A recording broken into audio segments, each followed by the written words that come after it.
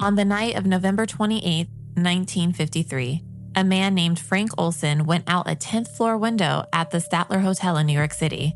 He was 43. He was a biological warfare scientist for the United States Army. He had a wife and 3 kids in Maryland. He was sharing room 1018A with a CIA chemist named Robert Lashbrook. Lashbrook said he was asleep when it happened. Woke up, glass breaking, Frank's bed's empty, the windows destroyed. Lashbrook picked up the phone, but he didn't call an ambulance, and he didn't call the police. He didn't call Frank's wife. He called his boss at the CIA. Skip the paramedics, straight to middle management. Except this wasn't a spill on aisle 5. It was a spill on, and we use the word went out the 10th floor building because we don't know that he even jumped. The official story for the next 22 years was suicide. Depressed scientists, nervous breakdown, tragic. The actual story is that 9 days earlier, the CIA had spiked Frank's drink with LSD without telling him. He hadn't been the same since. And when his behavior became inconvenient, they took him to New York, put him in a hotel room with a chemist, and at 2:30 in the morning, he was on the sidewalk. And the question Frank's son Eric has been asking for 40 years is the one that's going to follow us.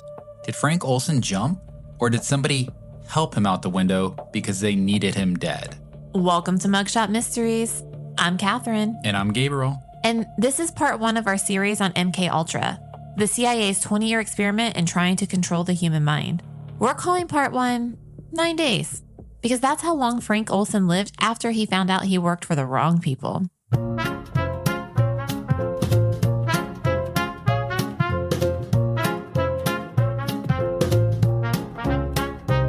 Sneaky footsteps in the night, clues that vanish out of sight. Grab your hat and magnifying glass. We'll talk this case and have a blast. Mugshot Mysteries, we're on the trail. Twists and turns that never fail. Laughs and chills, it's quite the show. Who did it? Tune in to know. Here's where we are in 1953. The Soviets have the bomb. China has gone communist. Korea is a meat grinder. American POWs are coming back from the Chinese prison camps, confessing on television to dropping biological weapons on villages. 21 of them refused to come home at all. And the American public has one explanation. The Chinese have figured out how to rewire a human brain. Because the alternative is our soldiers got captured and broken. And that is unacceptable. Americans don't break. Americans don't change their minds. We're talking G.I. Joes and A-Team here. So if that's true, the Chinese must have invented a truth serum or mind control device that wasn't TikTok. Yeah, they hadn't. What they had was sleep deprivation, isolation, beatings, and patience. The same toolkit human beings have used on each other since the Inquisition. But by the time anybody figured that out, the panic had set like a conspiracy jello mold. The director of the CIA in 1953 is a man named Allen Dulles, Pipe, Ivy League. His brother John Foster Dulles is Eisenhower's Secretary of State. So you got 2 brothers running American foreign policy and American spycraft at the same time. This is like the political version of Emilio and Charlie Sheen. The tiger blood is American people. Oh, not the tiger blood. Well, Allen Dulles believed exactly one thing, that the Soviets were doing horrifying things behind the Iron Curtain, and the United States needed to be willing to do the same thing, or worse, to win. That is the doctrine. It's not, we're the good guys. It's the bad guys are the bad guys, and we may need to copy them so we can also be the good guys. Look, no one said this made sense. This is categorically a terrible place to be. The game rules have been set by the bad guys, and like the friend who got you to try Coke for the first time, they're not a great influence. Wow, you dropped the wow that quick. I'm impressed. Well, guys, they're running an agency that, in 1953, has exactly 0 oversight. No congressional supervision, no inspector general. The president can ask questions and get lied to, so some would say you got liars lying to other liars? Yeah, and it is, in 1953, the least supervised group of armed adults in American history. Wow. This is the Lord of the Flies for the government. The conch is broken, guys, and the savagery, it reigns supreme. And to add, they didn't have enough scientists in-house to do what they wanted to do. So they went shopping at the House of Broken Scientists. In 1945, before World War II was even fully over, the United States quietly began bringing Nazi scientists to America. The program was called Operation Paperclip. More than 1,600 of them came over, rocket guys, chemists, evil doctors who used to have a toothbrush mustache. Including doctors who'd spent the war doing experiments on prisoners at Dachau and Auschwitz, hypothermia experiments, pressure chamber experiments, mescaline trials on inmates to see if they could be used as a true serum, maybe manifesting spirits of their forefathers. That research did not get destroyed at the end of the war. It just got filed, the files got read, and some of the people who did the research, they got new jobs in Maryland, the land of strong deeds and gentle words. Except in this case, the gentle words were spoken while the person in question was higher than a dispensary. Now, Truman had explicitly ordered that no committed Nazis be brought in. The Joint Intelligence Objectives Agency, which ran the program, just edited paperwork, filed down the resumes, and then they shipped them in to America. They didn't change who got in, they changed the paperwork like they were shuffling Nazi baseball cards, which we'll see is going to be the modus operandi for the CIA. They're an iceberg, except what you can't see is hatching little evil plans by the dozen. That is the soil. A young CIA, no oversight. A doctrine that says match the worst of your enemies. A pipeline of scientists who had already done human experimentation and gotten away with it. And then someone handed them LSD. Woo-ha. Before MKUltra had a name, there were two earlier programs. Project Bluebird, which was started in 1950, and Project Artichoke, started in 1951. Bluebird wanted to know if you could hypnotize somebody into forgetting that they were a CIA agent. Artichoke got weirder. Artichoke wanted to know if you could hypnotize someone into committing a crime. There is a 1954 Artichoke memo, declassified, that asks specifically whether the agency can hypnotize someone into assassinating a public figure. Just so we're clear, the CIA on paper, in writing, asks itself the question, can we build a hypnotized assassin? That is not a Dan Brown plot. That is in their files. We have the document. They named it Artichoke because things. Was it because they were peeling back layers of the mind or something? God knows. Or at least that one evil Nazi doctor who won the office naming contest probably knows. Artichoke also ran on prisoners and, in their own word, expendables. Suspected double agents, foreign nationals, people nobody would ask about. Drug cocktails were given, and some of those people died. The CIA in 1951 had a category for human beings whose deaths would not be investigated. They just 86 people. And then in 1943, a Swiss chemist named Albert Hofmann had accidentally absorbed a tiny amount of a compound he had synthesized and had what he later described as a profoundly strange afternoon. The compound was called lysergic acid diethylamide. Which is why they just call it LSD. Thank gosh, and moving forward in this whole podcast, I will not refer to it like that again. It's just LSD. Now, by 1951, the Swiss were selling it in bulk.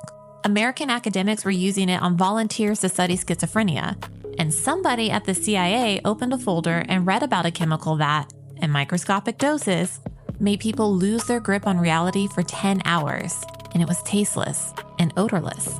This is that moment in the movie where the music shifts and Hans Zimmer grins. On April 13th, 1953, Alan Dulles signs off on a new program that absorbs Bluebird and Artichoke and gives them a budget. The program is called MKUltra, and the man Dulles puts in charge of it is named Sidney Gottlieb. Sidney Gottlieb, by all available evidence, is a dweeb. He is 35 years old, has a PhD in chemistry from Caltech, short, clubfoot, stutter, son of Hungarian Jewish immigrants from the Bronx, soft-spoken, polite. He lives in a cabin in Virginia with his wife. They don't have indoor plumbing because Sidney doesn't believe in it. He milks his goats every morning before driving into Langley. He's a vegetarian. He grows Christmas trees on his property and gives them away to neighbors. He is also a folk dancer, square dance, contra dance. He drives all over the East Coast on weekends to attend gatherings. Sidney has the resume of a guy who's trying to get you into an essential oil pyramid scheme. Goats, folk dancing, Christmas trees, vegetarian, no plumbing again. He's a step away from selling you pita bread at the farmer's market. And what he did at work every single day for 20 years was figure out how to scramble a human mind and how to murder people in ways that wouldn't leave a trace. Gottlieb's portfolio at the CIA included the assassination wing. he developed a poisoned handkerchief that was sent to an Iraqi colonel in 1960. He worked on plots to kill Fidel Castro, including the exploding cigar, the poison milkshake, and a wetsuit dusted on the inside with a fungus that causes a chronic skin disease and tuberculosis loaded into the breathing apparatus. Just in case a chronic skin disease didn't get you. And if you don't know about tuberculosis, listen to our last episode. In 1960, he personally carried a vial of poison to the Congo to be used on Patrice Lumumba. Sidney folk danced his way on a domestic flight, then an international flight, with a vial of bioweapons in his luggage in 1960 to assassinate the prime minister of a sovereign country. The poison wasn't ultimately used. Lumumba was killed by other means before Sidney's plan went anywhere, but Sidney brought the toxins on the plane like it was a laptop. This is the man Alan Dulles put in charge of mind control. I'm sorry, but hearing about what he did just makes me think they shouldn't have been letting us bring our water bottles on back then, not just after 9/11. I don't know that they knew about this until it was declassified. Who would have believed that somebody brought bioweapons in their luggage? I don't know. To assassinate A realist? I don't know. Anyway, by all accounts, he was not conflicted. He didn't see his life as a contradiction. He thought the goats and the Lumumba thing were on the same side of the farm. He died in 1999 in his bed with his family around him in hospice care. He was 80. And as far as anybody can tell, he didn't lose any sleep over a single thing he did. It was a peaceful, dignified death. And here's something I do think about a lot, and it's the duality of man. The story we tell ourselves about evil is that you can spot it, and you can spot it easily. That these bad people are bad in a way, and you can see that when they walk into a room. And what Sidney did his whole life is saying back to us, no, you can't. Sometimes the man who designed the poison, he comes home and he milks the goats. And nothing about him on the outside tells you what he did at work at all. With Gottlieb in charge, MKUltra blows up. By the end of 1953, the program has 149 sub-projects across more than 80 institutions, universities, hospitals, prisons, pharmaceutical companies. Most of them don't know they're working for the CIA. The money is laundered through cutout foundations with names like Society for the Investigation of Human Ecology, which are just CIA fronts handing out grants to anyone that's willing to drug somebody up with LSD. Look, have you read The Firestarter? This is how you make girls who can self-immolate you on a Tuesday afternoon. In April of 1953, the same month MKUltra is authorized, Sidney Gottlieb's office hires a magician. They hired a guy from the back of a magic shop to teach federal agents how to roofie people. Look, I wish that was a joke. I mean, I'm laughing. This one is documented. Now, whether he taught them how to make balloon animals, that's not in the files at all. His name was John Mulholland. In the 1950s, he was pretty famous. He had been performing professionally since the 1920s. He edited The Sphinx, the leading magic magazine of the era. He had performed at the White House. The CIA paid him $3,000 to write a manual. The expense was approved as MKUltra Subproject Number 4. Mulholland shut down the Sphinx magazine, officially citing health reasons, and started writing. What he produced was titled Some Operational Applications of the Art of Deception. It was a step-by-step guide to using sleight of hand to drug people without their noticing. And look, he has everything. There are chapters on tablets. There's chapters on powders, chapters on liquids. There's an entire chapter called Special Aspects of Deception for Women because the CIA in 1953 still didn't know how to talk to girls. He wrote 2 manuals total. They were classified the day they were written. Mulholland kept performing magic until he died in 1970, and his wife had no idea what he had done for the agency. The manuals were officially destroyed in 1973, along with most of MKUltra's records.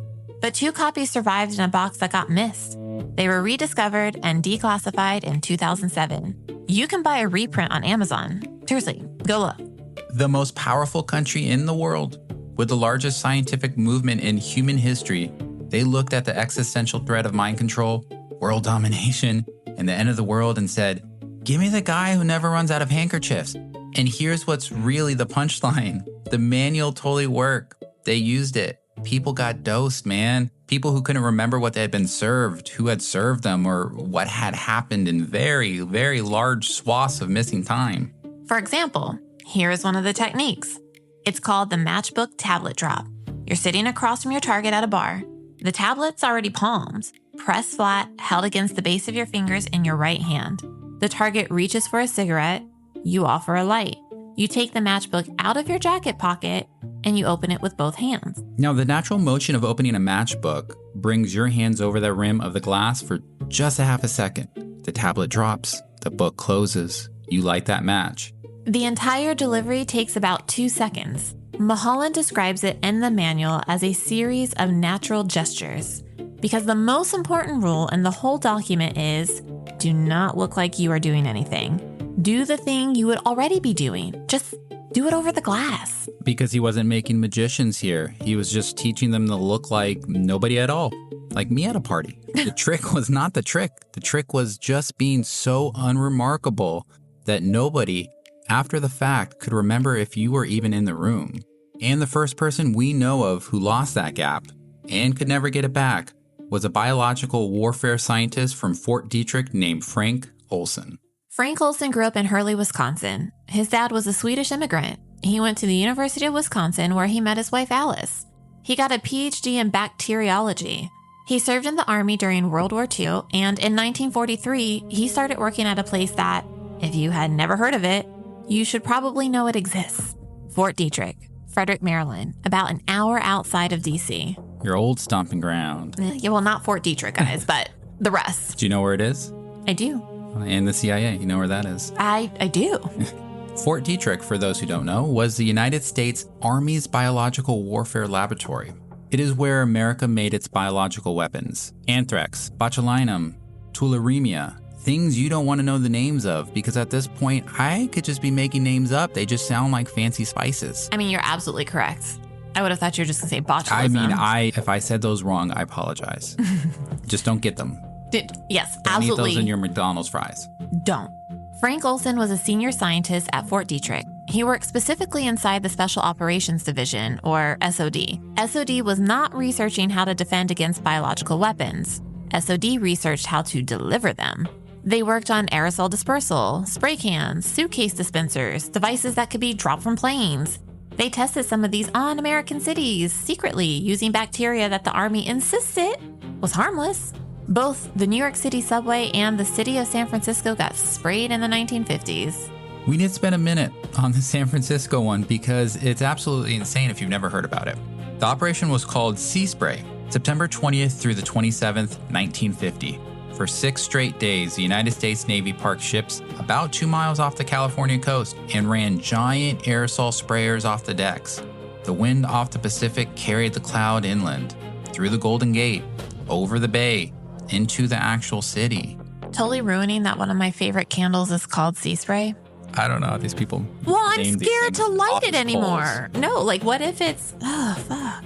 Anyway. What if there's an aerosol can of bacteria? No. Correct. I think you're okay. I do have a cough. Just food coloring, probably. What they sprayed was a bacteria called Serratia marcescens. The Army picked it for 2 reasons. 1, in 1950, they believed it was harmless to humans. 2, it produces a bright reddish pink pigment. So when it lands on a surface and grows in a petri dish, you can see exactly where it has been. The Army wanted to test how a biological cloud would actually move through an American city. San Francisco was selected for the fog patterns, the population density, and the geography of the bay. About 800,000 people lived there at the time. The Army's own internal estimate, declassified 20 years later, was that nearly every single one of them inhaled the bacteria. Some breathed in millions of cells. 800,000 Americans in their homes, on the bus, walking their dogs, eating breakfast, maybe their lunch outside, turned into a science experiment they absolutely did not sign up for. Their doctors didn't know, the mayor didn't know, the hospitals didn't know. The only people who knew were a few Navy officers and a handful of biological warfare researchers in Maryland. The fog over San Francisco, it rolled in pink that week. Nobody thought any of it. The fog over San Francisco is always a little weird. And if you've ever been there, completely pervasive. A few weeks later, in late October, doctors at Stanford Hospital started seeing something that just didn't make sense. 11 patients had come in with serious infections caused by Serratia marcescens. The bacteria had basically never been documented as a cause of human illness before then. And now, suddenly, 11 cases in one hospital? One of those patients was a 75-year-old retired pipe fitter named Edward Nevin. He had come in for a routine prostate operation and had developed an infection in the hospital. The infection got into his bloodstream, it settled on a heart valve, and then he died on November 1st, 1950. Edward Nevin was killed by his own country, and unsurprisingly, they did not tell his family for 26 years. So, when we say the bar in 1953 was on the floor, we mean this. The United States military had already been quietly poisoning American civilians with biological weapons for a full 3 years. And when it came out, the Army's official position was, "We had a great reason, and you can't sue us." That is the room MKUltra walks into. That is the standard for what is considered acceptable in 1953. The bar in 1953 is on the floor. The bar is, in fact, in the basement, and it's not serving highballs. Oh, those sound good. The CIA wasn't crossing a line that year. The line had been crossed already. They just walked through the door their military friends had left gapingly ajar. Which brings us back to Frank. Frank Olson was, by 1953, the acting head of SOD. Top secret clearance, 3 children, Nils, Eric, and Lisa. They lived in a house in Frederick, 10 minutes from the base. Eric was 9 years old, and by every account, Frank was a steady guy. He liked to fish, built a rec room in his basement himself, got along with his neighbors. Not, by anyone's account, mentally fragile. He was also, in the months leading up to November of 1953, becoming uncomfortable with what he was seeing at work. Because when the water cooler talk is pollinating San Francisco with chemical warfare, it tends to be more serious work talk than, "Can you believe someone stole my moist maker from the fridge?" He had been to Europe. He had been to Portendown, the British biological warfare facility.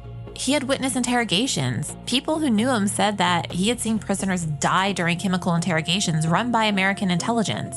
He came home from Europe and he was not sleeping. He was quiet at dinner. He told his wife Alice that, he was thinking about quitting. A scientist with top secret clearance who had obviously seen things he was not supposed to see, who was talking, even quietly, even just to his wife, about leaving this program entirely.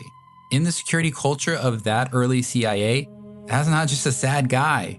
That is a leak that's about to get plugged up.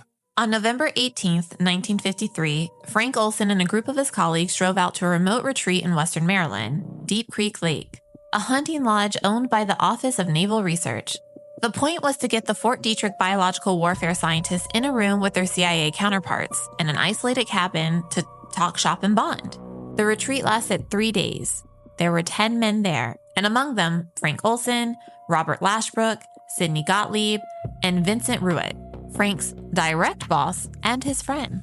So just to make sure we're all on the same page, Gottlieb runs MKUltra. Lashbrook is his deputy. Ruett is Frank's friend and supervisor and middle manager.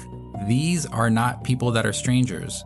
These are guys who came over for dinner, ready to eat a pot roast, probably with those carrots that always get a bit overcooked. On the second night of the retreat, November 19th, after dinner, Sidney Gottlieb produced a bottle of Cointreau, the orange liqueur.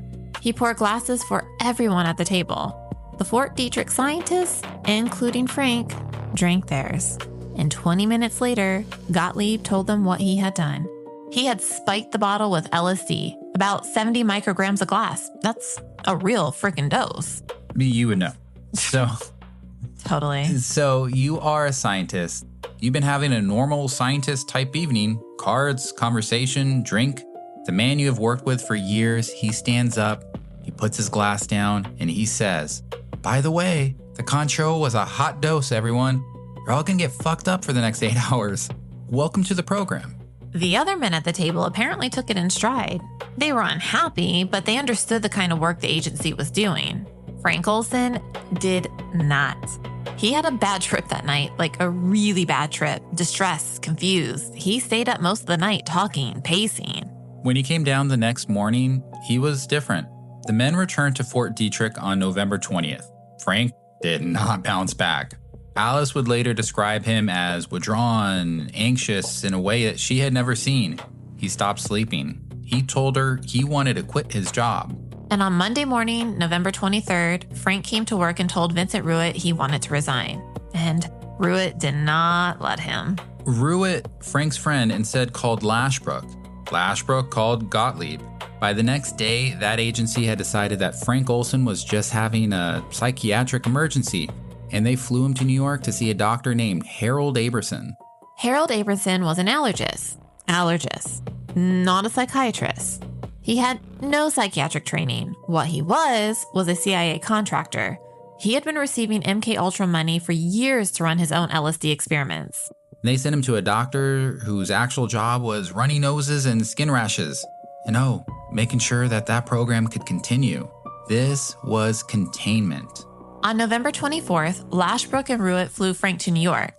They met with Aberson, and Frank talked about his guilt. He talked about wanting to leave. He talked about having seen things that he wasn't supposed to see. Aberson prescribed bourbon and Nembutal. Bourbon and barbiturates. Yum. The cornerstone of any nutritious meal. The treatment plan is make him drunker. They stayed in New York several days. Frank seemed to calm down. On the morning of November 27th, the day before Thanksgiving, the three of them were going to fly back to Maryland. Frank was going to spend Thanksgiving with his family. At the airport, he got cold feet. He did not want Alice to see him this way.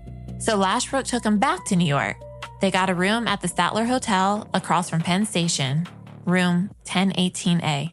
Just the two of them now, Lashbrook and Olson, the day before Thanksgiving.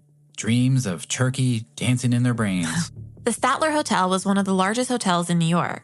Penn Station was right across the street, about 2,200 rooms. It was anonymous, the kind of place where two men checking in for the night would not be remembered. Lashbrook and Olson checked in on the evening of November 27th. According to Lashbrook, Frank seemed calmer that night. They had dinner, they watched television. Frank washed his socks in the sink and hung them to dry. I need you to think of that for one moment. Okay. Frank Olson, on the last night of his life, washed his socks in a hotel bathroom and then hung them up so they'd be ready for the next day. People who are planning to be alive in the morning, they do laundry, especially those problem areas of their socks. Well, they went to bed around 11 p.m. The two beds in the room were about 10 feet apart.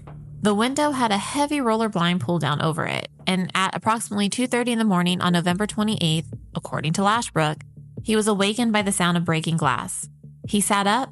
Frank's bed was empty. The blind was on the floor. The window was broken outward. He went to the window, he looked down, and he saw Frank's body on the sidewalk. Now, the window in the room had a sash design, which is those old small squares in a square design. So old hotel windows, strong. To go out that window, Frank Olson did not just open it. He went through it. He went through the closed window, through the blind, through the glass, from a dead sleep, past two beds, in his whiteys. He would literally have had to been a bull in a hotel room. The night manager of the Statler was Armand Pastor.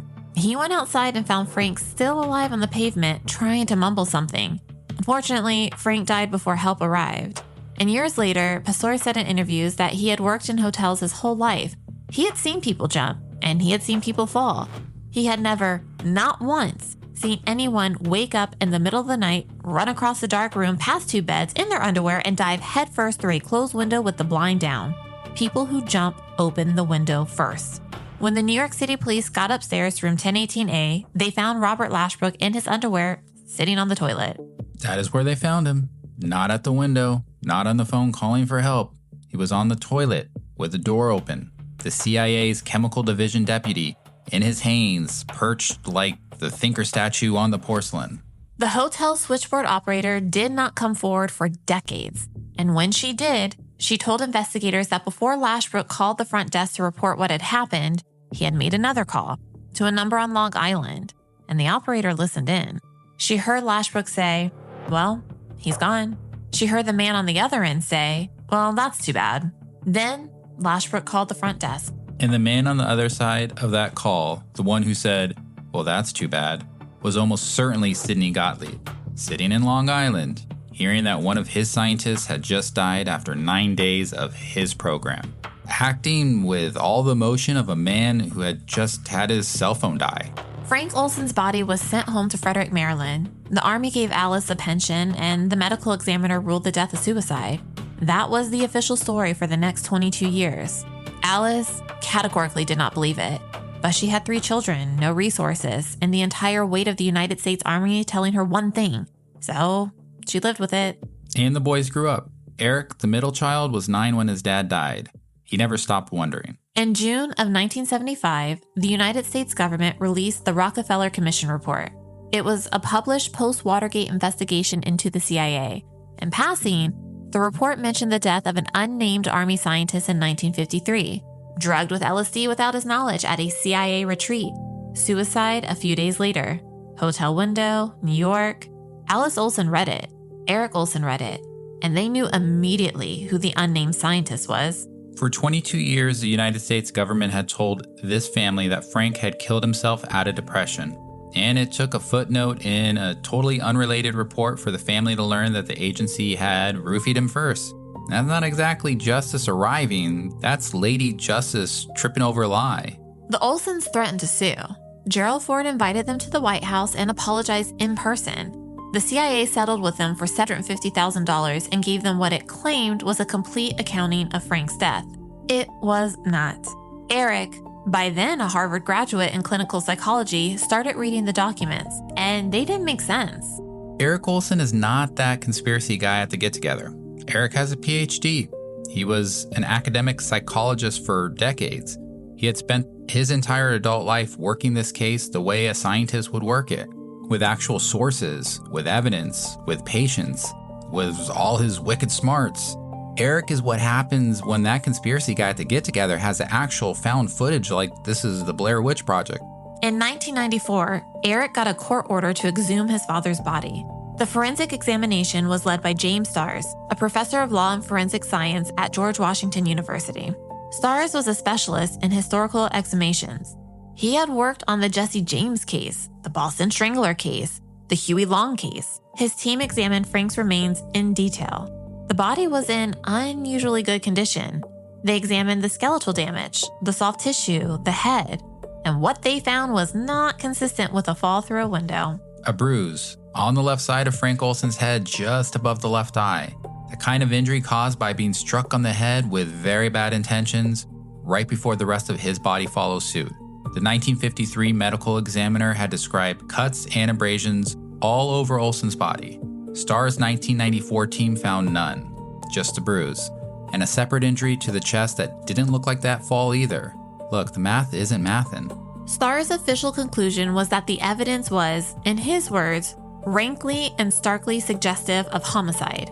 He believed Frank Olson had been struck on the head before he went out the window. He believed Frank had been unconscious or dying when he hit the sidewalk. He did not believe Frank had jumped. There is a CIA assassination manual from the early 1950s.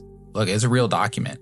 And in that document, the agency's recommended method for what they call a simple assassination was to throw a man out of a high window onto a hard surface. Wow. The manual specifies a fall of at least 75 feet to be specific. And it notes that you should probably stun or drug the subject first so that they don't fight on the way down, which is kind of a morbid way of thinking of a body approaching terminal velocity. That manual was being written and circulated inside the agency in the same year as Frank Olson was working for it. The CIA chalked down the play for what happened to Frank Olson in their own files. If you're going to pull off one of the cover-ups of the era, maybe don't publish the How to Get Rid of Loose Ends playbook. Honestly, rookie mistake. In 1996, the Manhattan District Attorney opened a homicide investigation into the death of Frank Olson. It is, technically, still opened. There has never been an arrest. The official cause of death was changed at that point from suicide to unknown. And that is where it sits to this day. In 2001, Eric Olson held a press conference right next to his father's grave, and he said his father's death was a murder, not a suicide. He said that the LSD bad trip story the government had given the family in 1975 was complete misdirection. The real story, in Eric's view, was a biological warfare story. His father had simply seen things he was not supposed to see. He had been a man who knew what the agency was doing in Korea, and the agency, Eric believes, decided he was too much of a risk to be allowed to walk away. The CIA has never officially responded to the homicide claim. Their position is the same as it was in 1975. Frank Olson had a tragic reaction to LSD and took his own life. They will stick to that forever. There is also nobody alive to charge anyway. Look, Lashbrook died in 2003, Gottlieb died in 1999, Helms in 2002. Abramson in 1980. The roster is dead. The roster is closed. And that is where part 1 leaves us. A body on a sidewalk, a family that did not know what happened for 22 years, a son who has spent 50 years pulling at a thread, and a forensic finding that the official story is probably a lie. But Frank Olson is one man. And by the end of 1953, MKUltra was just getting started. In part 2, we're going to go to San Fran. We're going to go to a townhouse on Telegraph Hill where the CIA had set up a brothel like a bunch of government pimps. We meet a federal narcotics agent named George Hunter White, and he's going to write the most quotable retirement letter in the history of American intelligence. We meet the sex workers paid in cash and groceries to bring these strangers home. We meet the men in the bedroom, and we meet the agents in the next room, behind a one-way mirror, sitting on portable toilets, drinking martinis, taking notes, and just chatting. That is Operation Midnight Climax, which was a real operation, not aired on the Spice Channel. And we're going to talk about how the CIA accidentally, but with no remorse, dosed half the West Coast and helped invent the 1960s, baby. I love that you struggle to say the name of the operation. I sense we'll be talking about it a lot coming up soon. So excited to say it. Now, in part 3, we're going to go to Montreal, to a hospital called the Allen Memorial Institute, where a man named Donald Ewan Cameron, the president of the American Psychiatric Association, was using CIA money to put patients to sleep for weeks at a time, then playing recordings on a loop, 500,000 times, to break their personalities and rebuild them. We are going to meet the people who didn't die. We're going to meet what the program actually did to a human mind. And we're going to ask the question that Eric Olson has been asking for 50 years. The question Alice Olson took to her grave. The question Velma Ehrlichau's daughter is still asking in court right now in 2026. Who said yes to this? Who agreed? Who consented? And finally, what happens to a country that decides on a Tuesday in a cabin in Maryland that consent has been thrown out the window? I'm Gabriel. And I'm Kathryn. And if you stuck with us through all that, congratulations. You now know things the government would have preferred you didn't. So go ahead, follow the show wherever you're listening so you don't miss part 2, because somehow it does get worse. And leave us a 5-star rating. It helps the show grow and get these stories in front of more people. Find us on Instagram and TikTok at Mugshot Mysteries Podcast, because we're over there probably connecting dots we shouldn't be, and you should totally see them too. And obviously, before we go, I must ask Gabriel, what did we learn today? We have learned that the CIA operates like a frat without the Roman numerals. We have learned that the government unleashed an agency on this country and the world that has no oversight, unlimited budgets, and the scientific intrigue of a Nazi boot camp. We have learned that when people aren't watching, the gloves come off, and what materializes is an institution that dropkicks morals, ethics, and the cost of human life.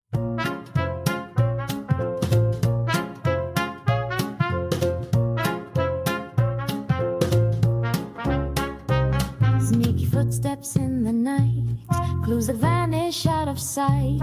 Grab your hat and magnifying glass. We'll talk this case and have a blast. Mugshot Mysteries, we're on the trail. Twists and turns that never fail. Laughs and chills, it's quite the show. Who did it? Tune in to know.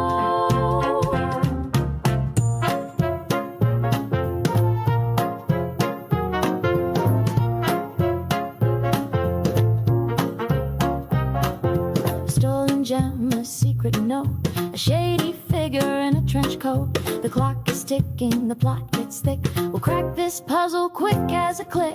Mugshot Mysteries, we're on the trail. Twists and turns that never fail. Laughs and chills, it's quite the show. Who did it? Tune in to know. Breadcrumbs through the haze. Every clue's a piece in this crazy maze. Fun and thrills wrapped in crime. You'll love it every single time.